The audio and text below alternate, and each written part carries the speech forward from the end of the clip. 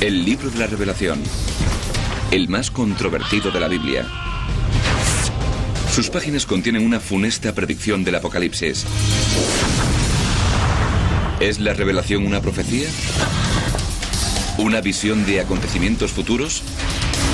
¿O la historia de lo que ya ha sucedido? La respuesta está oculta en las crípticas palabras del libro. ¿Son un código que hemos de descifrar? ¿O un enigma que jamás será resuelto? ¿Cuál es el verdadero secreto del libro de la Revelación?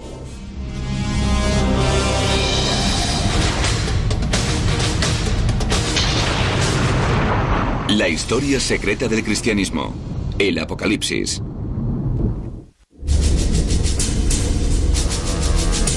En un antiguo campo de batalla en Tierra Santa, las fuerzas del bien y el mal libran un terrible enfrentamiento. Una siniestra figura lidera el ejército de las tinieblas. Este es el enclave donde se desarrollará la última guerra de la humanidad. Un lugar con un nombre estremecedor: Armagedón. Este escenario no ha salido de la mente de un cineasta de Hollywood, sino del libro de la Revelación, el último capítulo de la Biblia. 2000 años después de que lo escribieran, se libra una enconada batalla, en este caso por algo muy distinto: su significado. Es sin lugar a dudas el libro más polémico de la Biblia. Para ciertos cristianos evangélicos, la Revelación esboza un escenario catastrófico conocido como el final de los tiempos.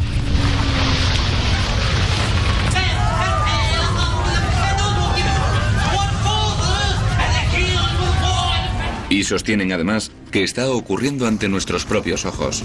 En el mundo son tantos los sucesos relacionados con las profecías de la Biblia que durante 4 años todas las mañanas he podido escribir una columna diaria sobre alguna noticia acontecida y el modo en que se relaciona con la profecía de la Biblia. Teniendo en cuenta los terribles momentos que vivirá este mundo, es lógico que queramos que la gente sepa lo que le depara el futuro y cómo puede prepararse para afrontarlo. Dios nos cuenta la historia antes de que realmente suceda. Los especialistas afirman en su mayoría que la Revelación es fruto de su época. Los textos apocalípticos abordan los temas de su propio tiempo y el Apocalipsis del Nuevo Testamento trata sobre Roma. Todo en él gira en torno al mundo romano, a las dificultades que planteaba y a la esperanza que los cristianos podían tener en medio de la persecución a la que estaban sometidos en ese mundo romano. Se supone que no debe interpretarse literalmente, sino de forma simbólica. En la Revelación abundan los símbolos y también la confusión. Es como un sueño, en el sentido de que ofrece muchas imágenes carentes de lógica y de coherencia en ciertos aspectos. El libro de la Revelación habla de descomunales monstruos que emergen del mar, del dragón rojo, un guerrero mesiánico y del advenimiento de todo tipo de plagas. El autor de la Revelación habla de 7 sellos, de la ira de Dios y de una gran meretriz a lomos de una bestia de color escarlata.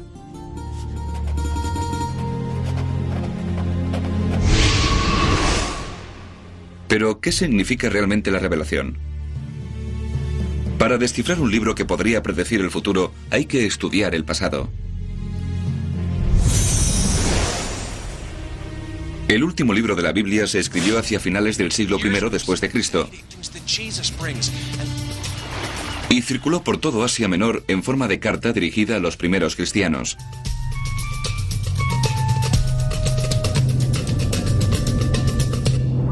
Recibió el nombre de Revelación, pero a menudo nos referimos a él utilizando la traducción original al griego de esa palabra, Apocalipsis.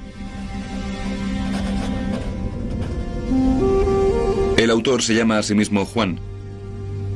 Los primeros cristianos creyeron que se trataba de Juan el Apóstol.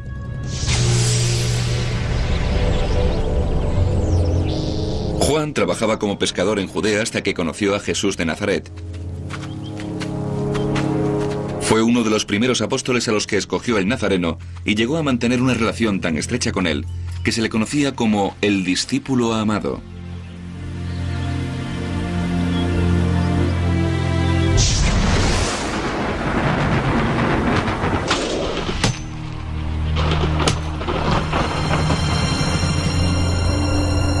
Juan fue el único apóstol que permaneció junto a Jesús durante su crucifixión y presenció su muerte.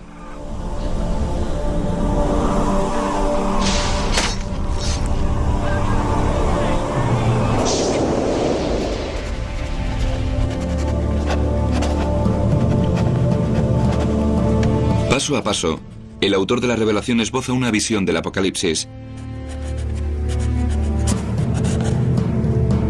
Durante 7 años, las catástrofes asolarán el planeta. Terremotos llegados de las profundidades de la Tierra. Y fuego procedente de los cielos. Entonces, un carismático demente se hará con el poder y obligará a todos los hombres, mujeres y niños a aceptar su marca. 666. Mediante este sistema de numeración controlará a la humanidad y dominará el mundo. Juan le llama a la bestia. Los creyentes se refieren a él como el anticristo. No es muy probable que lo reconozcamos nada más verlo, pero creo firmemente que ya vive entre nosotros. Quienes respaldan la teoría del Apocalipsis creen saber cómo se desarrollará todo. En el apogeo de su poder, el autoritario demente desatará una batalla definitiva entre el bien y el mal. El Armagedón. La mayor parte de la población de la Tierra perecerá. Es el fin del mundo tal y como lo conocemos.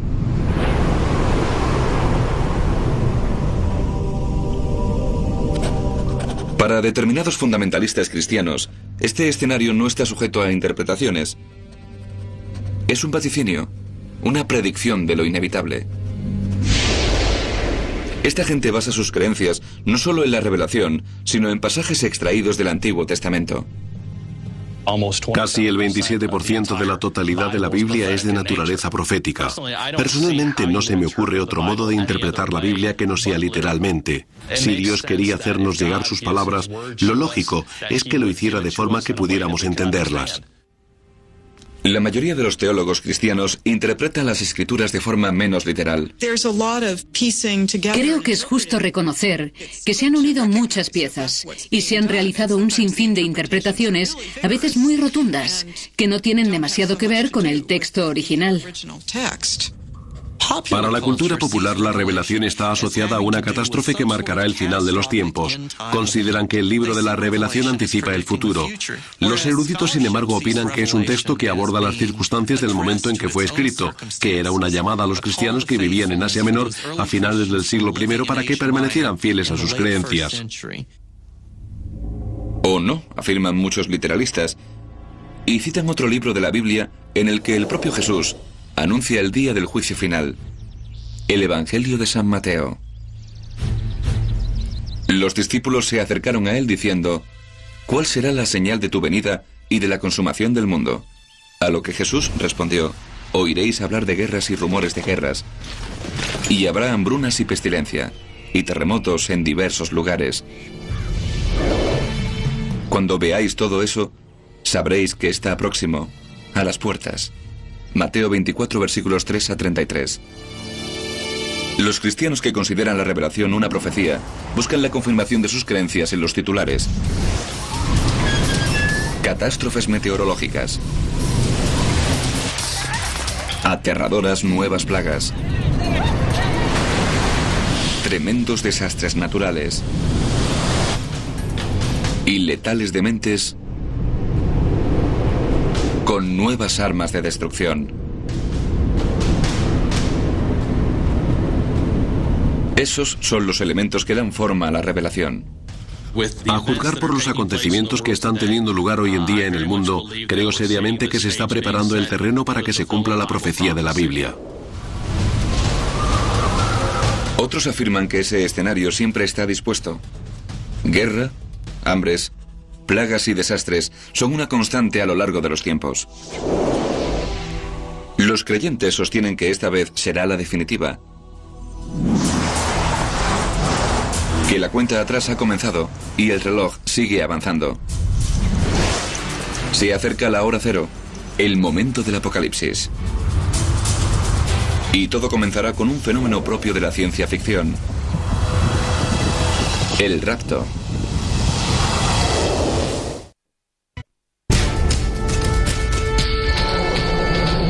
Aunque el mundo comenzó con un Big Bang, bien podría terminar en el más absoluto silencio. La única señal perceptible será que todos los cristianos de la Tierra desaparecerán absorbidos por un haz de luz en un abrir y cerrar de ojos. Los fundamentalistas que creen en el advenimiento del apocalipsis denominan a este fenómeno el rapto. En un determinado momento, los creyentes vivos que permanezcan en la tierra serán raptados, conducidos al cielo en un instante.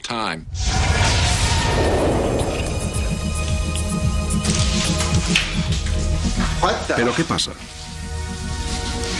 Creo que millones de personas desaparecerán de forma inexplicable. ¿Enfermera?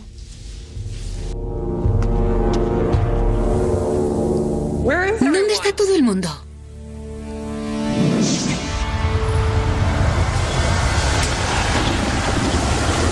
Atrás quedarán miles de millones de creyentes que habrán de enfrentarse al fin del mundo.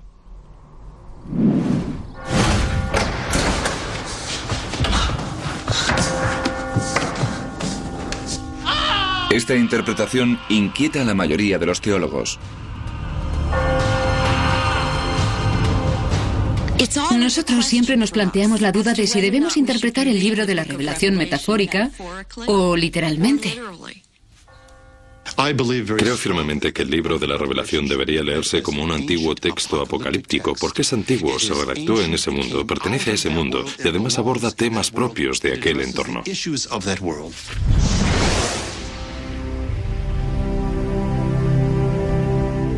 En el siglo I, Roma era el enemigo de la cristiandad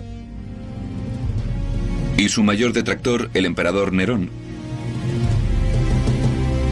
Para él, los seguidores de Cristo fueron un conveniente chivo expiatorio, pues los culpó del gran incendio que arrasó Roma en el año 64 de nuestra era. El emperador además divertía a los romanos con crucifixiones públicas de cristianos.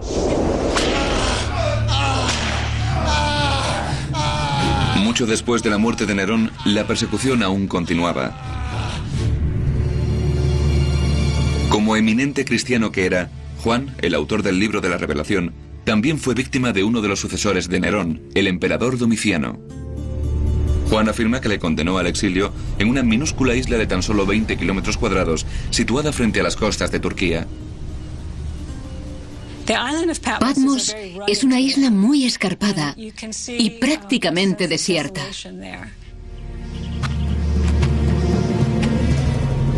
En aquellos sombríos momentos, Juan redactó una revelación de esperanza dirigida a sus compañeros cristianos. A pesar de su brevedad, esos 22 capítulos contienen un gran apocalipsis. Cristo regresará, escribió Juan, y destruirá a sus perseguidores. Lo que Juan pretendía era describir no solo el final de los tiempos, sino quizás lo que es aún más importante, la destrucción del Imperio Romano.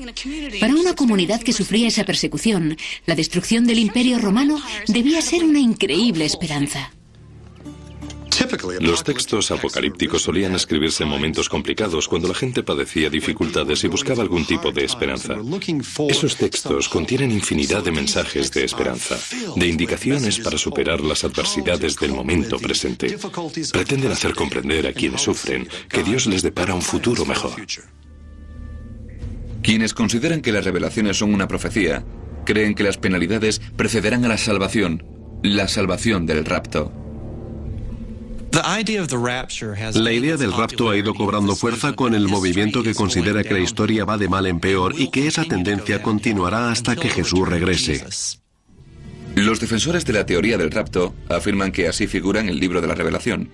La mayoría de los eruditos discrepa. El rapto es un aspecto muy importante del pensamiento fundamentalista, pero no tiene nada que ver con el libro de la Revelación. Es una interpretación elaborada a partir de diferentes elementos de distintas partes de la Biblia, de la que se habla como si procediera del libro de la Revelación. Lo cierto es que la palabra rapto no aparece por ningún lado en la Biblia.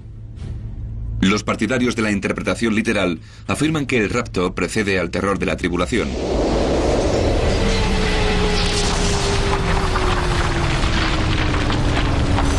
Y hubo un gran terremoto como no se había visto otro desde que existen los hombres sobre la faz de la tierra. Un terremoto de fuerza y dimensiones extraordinarias. Apocalipsis, capítulo 16, versículo 18.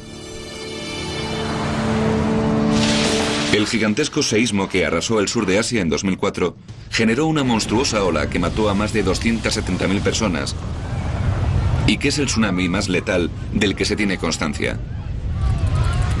Hay quien cree que el terremoto fue un precursor de los desastres aún mayores que sobrevendrán. Los creyentes sostienen asimismo que la revelación anuncia una catástrofe mundial provocada por un cuerpo celeste. Y cayó del cielo un enorme astro que ardía como una tea. Y cayó en la tercera parte de los ríos y en las fuentes de las aguas.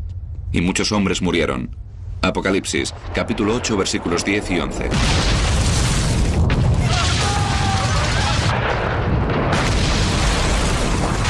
Los creyentes buscan pruebas que confirmen su escenario no solo en las escrituras, también en la ciencia. Aunque no se han dado muchos casos de impactos de grandes asteroides, los creyentes afirman que uno de dimensiones descomunales podría estar predestinado a caer sobre la Tierra. La publicidad que se ha dado recientemente a varias experiencias en las que casi se ha producido una colisión cósmica convencen a muchos creyentes de que la tribulación está a la vuelta de la esquina. Simbolizan los terribles momentos de la tribulación 4 de los caracteres más infames de la Biblia. Los 4 jinetes del Apocalipsis. Miré y vi un caballo blanco, y el que montaba sobre él tenía un arco, y le fue dada una corona, y salió vencedor y para vencer. Apocalipsis, capítulo 6, versículo 2. El jinete blanco representa la conquista. El jinete rojo personifica la guerra. El jinete negro lleva una balanza que representa la ruina económica y el hambre.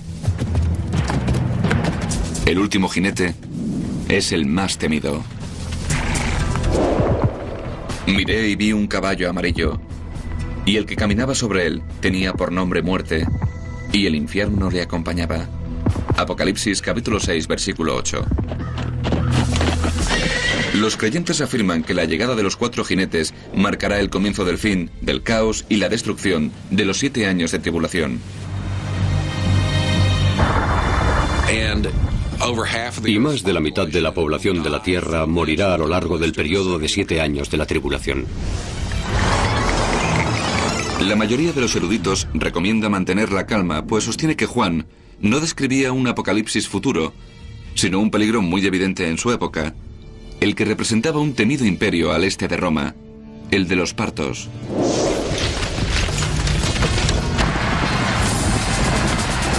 A finales del siglo I, cualquier romano que leyera el libro de la Revelación llegaría a la conclusión de que los 4 jinetes eran una imagen de los partos galopando contra las legiones romanas. Los romanos temían especialmente a estos guerreros que cabalgaban a lomos de blancos caballos, llevando arcos y flechas, y probablemente identificarían a los 4 jinetes con ellos.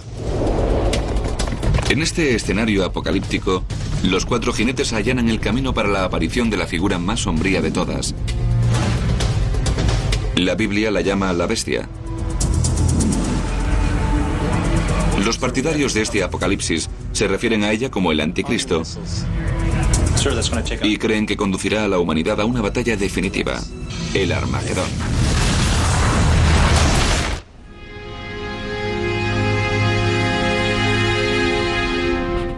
Si el anticristo apareciera en la tierra, ¿lo reconoceríamos?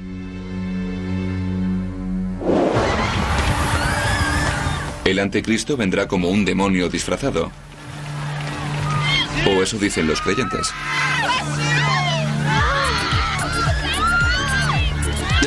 Va a ser la persona más famosa que haya existido. Algo así como una estrella del rock. Quienes creen en el escenario que expone el Apocalipsis afirman que llegará un día en el que el anticristo dominará el mundo y causará sufrimientos nunca antes vistos. Su verdadera identidad terminará conociéndose, pero para entonces ya será demasiado tarde. No es muy probable que lo reconozcamos nada más verlo. Dudo que él mismo sepa quién es, pero creo firmemente que ya vive entre nosotros. Es un tipo que tiene 6.000 años de historia humana dentro de su cabeza gracias a la inspiración de Satán. La figura de un anticristo está presente a lo largo de toda la Biblia. En el segundo capítulo de la epístola segunda a los tesalonicenses, Pablo dice de él que es el hijo de la perdición.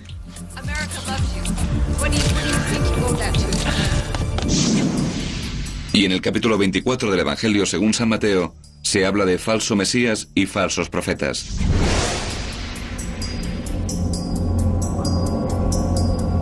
Sin embargo, en el libro de la Revelación nunca aparece el término anticristo. Juan lo llama la bestia. Y vi cómo salía del mar una bestia que tenía 10 cuernos y 7 cabezas. Y sobre los cuernos 10 diademas. Y sobre las cabezas el nombre de blasfemia. Apocalipsis, capítulo 13, versículo 1. Desde que la Revelación describió a la bestia, los creyentes han intentado por todos los medios identificarla. En el siglo XIII, el Papa Inocencio III afirmó que el profeta Mahoma era el anticristo. Durante la Reforma Protestante, Martín Lutero acusó al pontífice de ser la bestia, y este contraatacó, afirmando que Lutero era el hijo de Satán. Muchos dictadores, desde Napoleón hasta Hitler, fueron propuestos como posibles candidatos. La idea del anticristo ha arraigado en la imaginación de mucha gente y ha quedado reducida a la imagen de una persona tremendamente malvada que se impondrá sobre la humanidad con un único orden mundial. En el libro de la Revelación, Juan nos ofrece una clave para conocer su verdadera identidad. El que tenga inteligencia que calcule el número de la bestia, porque es número de hombre y su número es 666. Apocalipsis, capítulo 13, versículo 18. 6, 6, 6.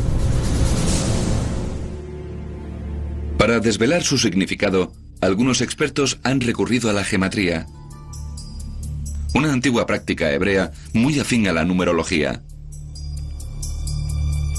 El alfabeto hebreo tiene 22 letras, y cada una cuenta con un equivalente numérico.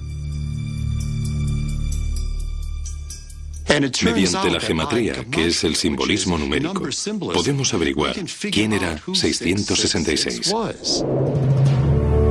Cuando los historiadores bíblicos aplicaron la gematría a personajes famosos del siglo I, dieron con una coincidencia exacta para el número 666. 666 era Nerón César, el emperador Nerón. Traduciendo el nombre de César Nerón del griego al hebreo, los dígitos que corresponden a cada letra suman 666. De hecho, algunos contemporáneos suyos le llamaban la bestia por su maldad. Era famoso por perseguir a los cristianos y matar a aquellos que no se inclinaban ante él. Nerón se suicidó antes de que Juan escribiera su revelación, pero su fama le sobrevivió. Para ciertos expertos, 666 es un mensaje codificado de un exilio cristiano. En ese contexto, el libro de Juan es una acusación al culto imperial romano, pues, según el evangelista, se cobraban numerosas vidas. Algunos fundamentalistas cristianos discrepan. Para ellos, el anticristo está vivo y utilizará su marca para controlar a la humanidad. Según su escenario, el apocalipsis traerá el caos. Y para sobrevivir, todo el mundo tendrá que aceptar la marca de la bestia, tal y como vaticina la revelación.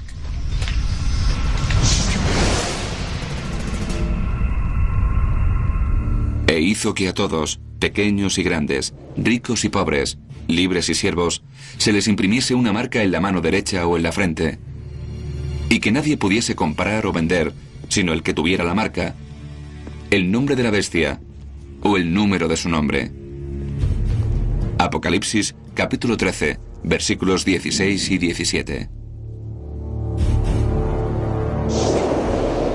En tiempos de Juan, Esas marcas no eran elementos de fantasía, sino hechos de la vida real.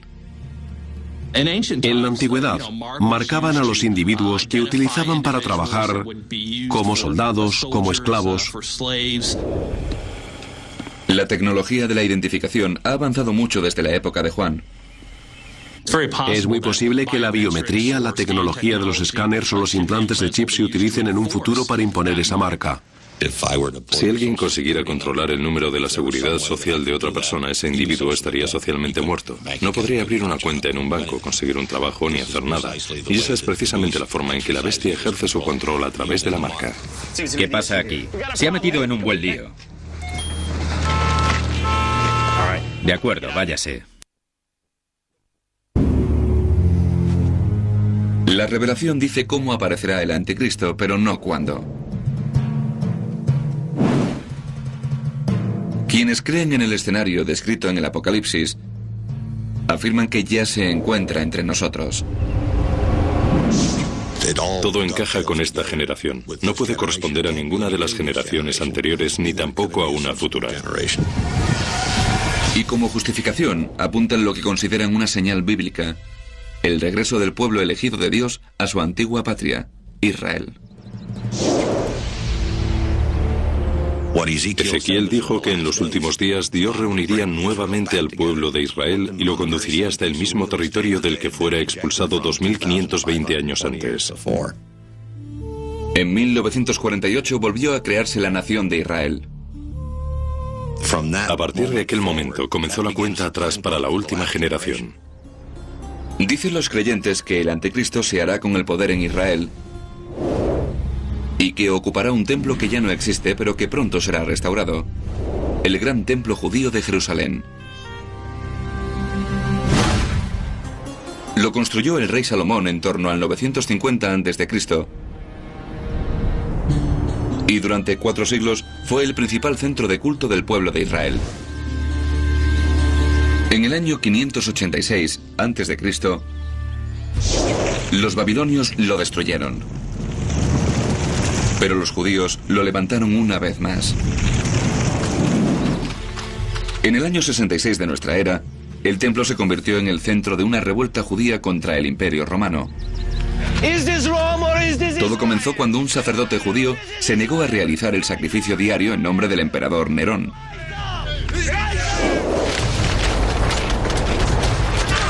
Este envió 2 legiones para sofocar la revuelta. En el año 70, por fin los romanos lograron acabar con los rebeldes y redujeron el templo a cenizas. Seguramente la noticia de que las fuerzas romanas habían capturado Jerusalén, quemado el templo y destruido la ciudad llegó hasta Juan y sus seguidores, y debieron sentirse extremadamente molestos con Roma por su actitud. Del templo quedan pocos vestigios, pero un muro de contención de piedra permanece en pie. El famoso muro de las lamentaciones, el punto más sagrado para el judaísmo.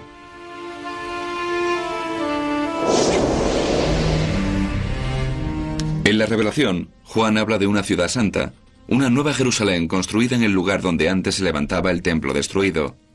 La reconstrucción de un tercer templo es crucial porque, según la segunda epístola de los tesalonicenses, el anticristo ascenderá a ese templo judío reconstruido y se proclamará Dios para ser objeto de la adoración de los hombres. En opinión de muchos cristianos contemporáneos, el templo judío debe reconstruirse. Esta creencia se basa en lecturas muy complicadas y enrevesadas de libros proféticos como el de Daniel en el Antiguo Testamento, las escrituras hebreas y el libro de la Revelación. La cuestión de la reconstrucción puede ser discutible, ya que en el camino se interpone un gran obstáculo. En la actualidad, la cúpula de la roca islámica se encuentra en el área donde debería construirse el templo. Y eso es bastante problemático, porque la mayoría de los judíos no quiere destruir la cúpula de la roca. Con templo o sin él, los creyentes se aferran al plazo que consideran vigente. El hecho de que el pueblo de Israel haya regresado a su tierra nos lleva a pensar que se están preparando los acontecimientos que tendrán lugar tras el rapto. En este escenario apocalíptico, tras el veloz rapto y los 7 años de tribulación, la humanidad se encontrará indefensa ante el anticristo. La siguiente fase será la dominación del mundo.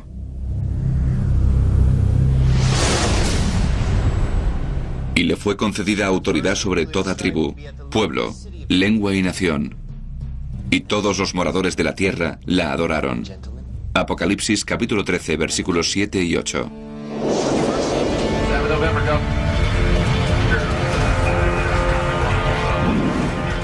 Entonces el anticristo reunirá sus ejércitos y se preparará para la batalla por excelencia. Una confrontación definitiva entre el bien y el mal. La lucha del día del juicio final. El Armagedón.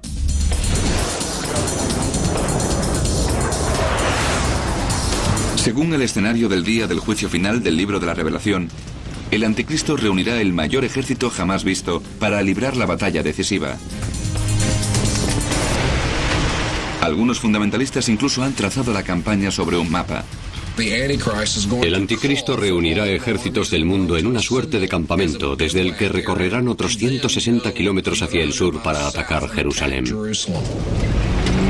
Los antiguos hebreos conocían la zona por el nombre Megido.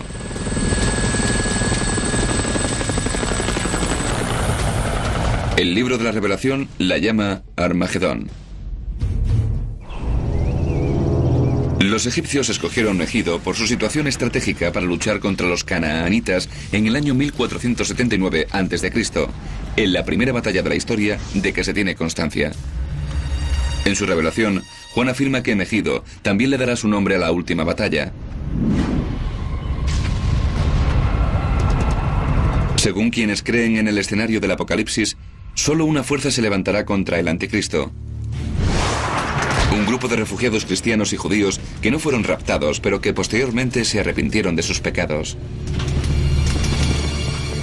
Los ejércitos se dirigirán hacia el sur y atacarán Jerusalén.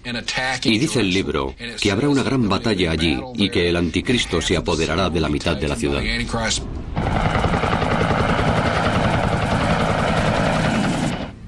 Para describir la batalla, el autor de la Revelación emplea un lenguaje en clave. Vi en la visión los caballos, y las cabezas de los caballos eran como cabezas de leones, y de su boca salía fuego, humo y azufre. Apocalipsis, capítulo 9, versículo 17. Imaginen que vivieran en el siglo I, en una época en la que todas las máquinas iban asociadas a un animal, los carros a los caballos, etc., y que de repente se vieran transportados a la Primera Guerra del Golfo y tuvieran que describirla utilizando el vocabulario de una persona del siglo I. Por eso el libro de la Revelación parece tan simbólico. Del humo salieron langostas sobre la tierra. Las langostas eran semejantes a caballos preparados para la guerra y tenían cabellos como cabellos de mujer, y el ruido de sus alas era como el ruido de muchos caballos que corren a la batalla. Apocalipsis capítulo 9 versículos 3 a 9. Y si observan la imagen de un helicóptero Apache surgiendo desde detrás de una berma, comprobarán que se ajusta perfectamente a esa descripción. Algunos creyentes consideran incluso que las crípticas palabras del libro de la Revelación hablan sobre un apocalipsis nuclear. Y subió del pozo humo, como el humo de un gran horno. Apocalipsis, capítulo 9, versículo 2.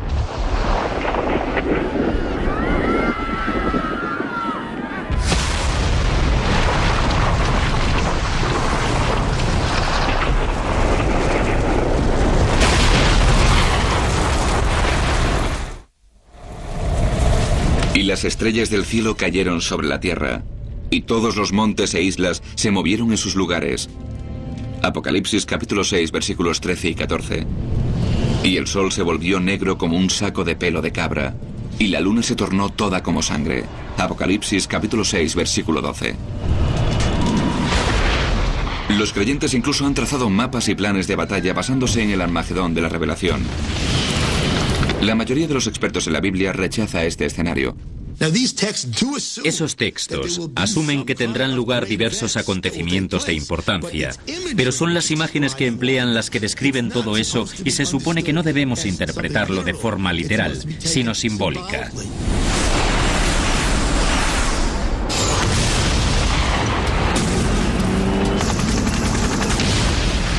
En esta sombría imagen del Apocalipsis, los creyentes ven un rayo de luz. Justo cuando el anticristo parece a punto de alzarse con la victoria, sucede un milagro. Los cielos se abren y las fuerzas del propio Dios descienden a la tierra.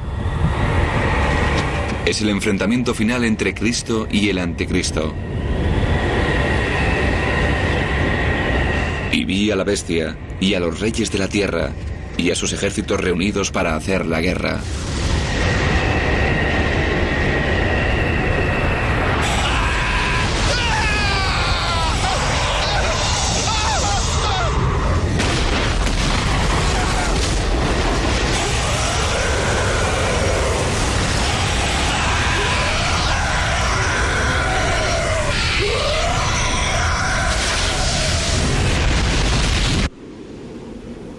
Y fue aprisionada la bestia.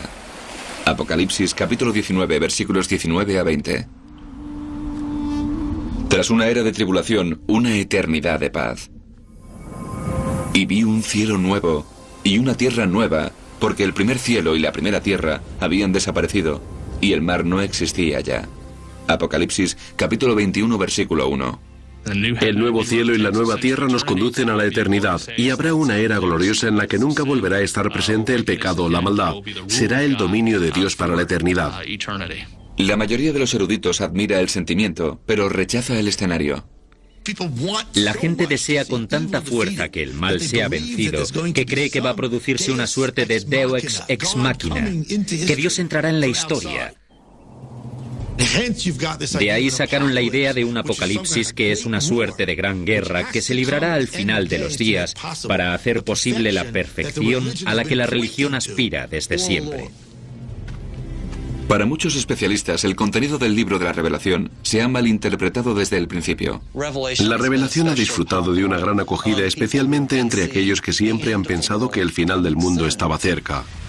Y sus imágenes tan simbólicas se han modificado hasta adaptarse a las circunstancias en las que nos encontramos. Siempre que tienen lugar acontecimientos de relevancia mundial, se tiende a creer que ha llegado la hora. Hasta que llegue ese reino, la revelación seguirá debatiéndose, y quizás por la forma en que se escribió, sea tan misterioso su significado. Incluso su autoría es un enigma. No tenemos la menor idea de quién escribió la mayor parte del Nuevo Testamento. Los primeros judíos y cristianos solían escribir con los nombres de personajes famosos en el mundo de la fe. Los primeros cristianos creían que el autor del libro de la Revelación fue el apóstol Juan. Juan es conocido por el evangelio que lleva su nombre. Sin embargo, las pruebas forenses parecen indicar que quien redactó el Apocalipsis fue otro Juan. Prueba A: el estilo. La redacción del Evangelio de Juan no se parece en lo más mínimo a la del libro de la Revelación. La versión griega del Evangelio está escrita en griego puro y simple. El griego del libro de la Revelación es bastante atroz. Prueba B: cronología. La Revelación se escribió en torno al año 95 de nuestra era. Para entonces el apóstol Juan sería un anciano centenario, o lo más probable es que estuviera muerto. ¿Quién escribió entonces el libro de la Revelación? El misterio perdurará casi con total seguridad, al igual que el propio libro. Para quienes lo consideran una profecía, el mensajero importa menos que el mensaje. El fin se acerca. Creo que nos aproximamos a ese momento. Escuchando las profecías y observando nuestro mundo actual da la impresión de que Dios está preparándolo todo para el final de los tiempos. Espero ver el rapto durante mi vida. Y sin embargo, cuando se escribió, el libro de la Revelación tenía un título con un significado diferente: Apocalipsis.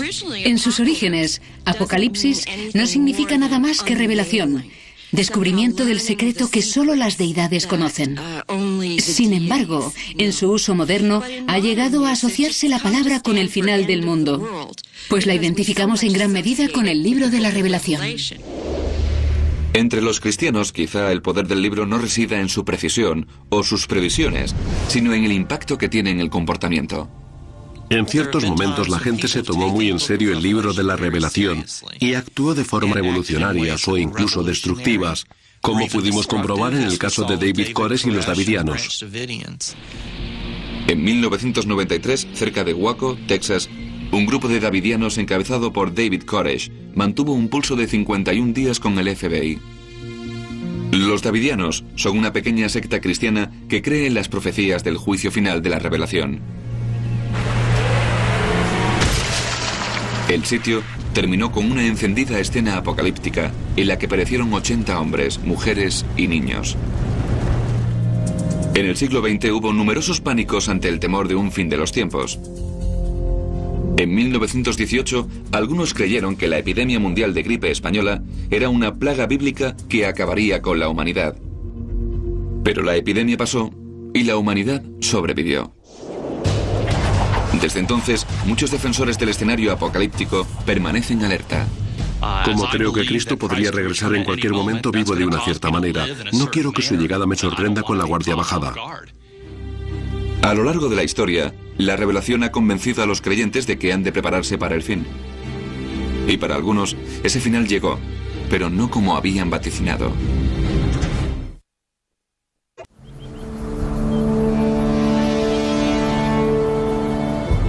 El fin está cerca.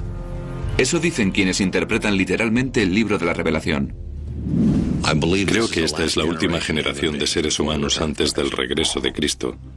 Se nos ha acabado el tiempo y el espacio. Se nos han acabado las ideas.